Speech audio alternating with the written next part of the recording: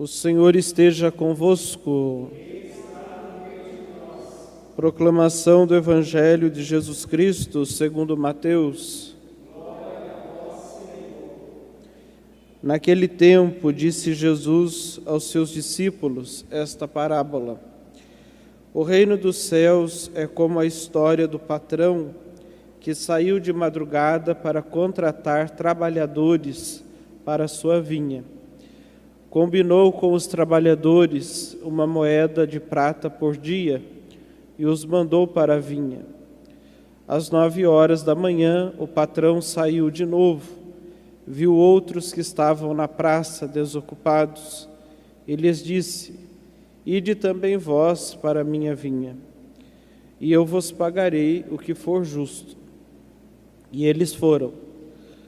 O patrão saiu de novo ao meio-dia e às 3 horas da tarde, e fez a mesma coisa. Saindo outra vez pelas 5 horas da tarde, encontrou outros que estavam na praça e lhes disse: Por que estáis aí o dia inteiro desocupados?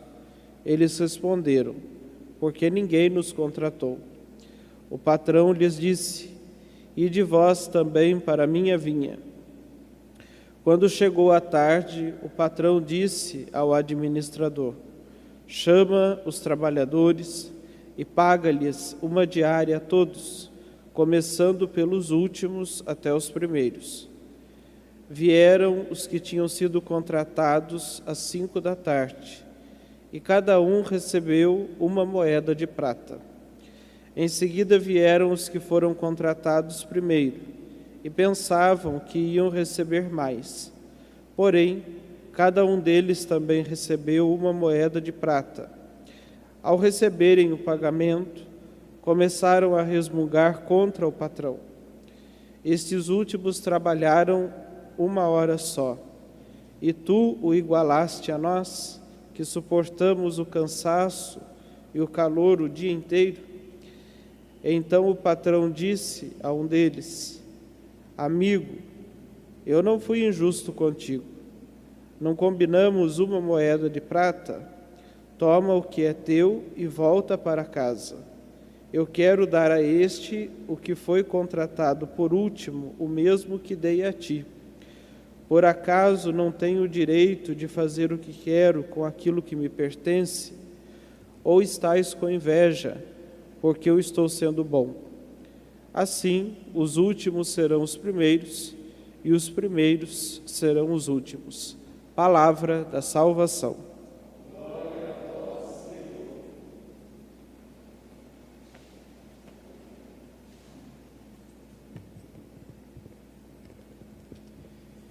Irmãos e irmãs, essa parábola que Jesus nos conta nos fala sobre qual é a mentalidade dele ao nos fazer colaboradores na sua obra. Esse patrão, ele mostra nessa parábola que a principal preocupação dele era que não ficasse nenhum trabalhador sem trabalho e, portanto, sem o seu dinheiro, sem a sua diária do dia, o seu denário, que era aquela diária do soldo de todo trabalhador. E justamente para que ninguém anoitecesse sem ter dinheiro, né, para comprar comida, para conseguir sobreviver, por isso ele convida. Ele não está tão interessado quantas horas cada um vai trabalhar, ele não faz esse cálculo. Quem faz esse cálculo são alguns dos trabalhadores. Não enxergam o ato de generosidade, não enxergam o ato de gratuidade desse patrão. O que ele quer não é pagar cada um na proporção da sua obra. O que ele quer é que todos tenham com que viver. E é com esse sentido que todos nós somos convidados a trabalhar também na vinha do Senhor. Ele não precisa de nós, não precisa dos nossos talentos, não precisa das nossas forças. Quantas pessoas que começam a trabalhar por Deus às vezes se sentem indispensáveis, se sentem fundamentais, é bom a gente lembrar, né? Já dizia o Papa Francisco, num daqueles discursos para a Cúria Romana, fazia essa consideração até um pouco engraçada, né? Ele dizia: se algum de vocês se considera indispensável aqui, insubstituível, recomendo que vocês deem um passeio pelo cemitério. Lá está cheio de gente insubstituível e indispensável, né? Então, às vezes a gente tem que ter essa humildade. Somos simples trabalhadores na vinha do Senhor. E isso, de uma forma especial, serve também para nós sacerdotes. Nós trabalhamos na igreja, trabalhamos para Cristo e pastoreamos essa porção do rebanho de Cristo que fica numa paróquia, que fica numa comunidade, mas a gente sabe que só existe um pastor que apacenta o rebanho, que é aquele justamente que Deus promete na profecia que a gente escutou. O único que apacenta o rebanho é Deus mesmo. Ele vem por meio do seu Filho Jesus Cristo apacentar, ser o pastor. E todo padre é a presença sacramental de Cristo que pastoreia essa porção do seu rebanho. É a maneira de Cristo estar presente na vida de uma paróquia, na vida de uma comunidade. É a maneira de Cristo estar visível ali, e visível na qualidade de pastor, visível como alguém que pastoreia, como alguém que guia, como alguém que leva o rebanho para as águas refrescantes, para o banquete, como a gente escutou no Salmo.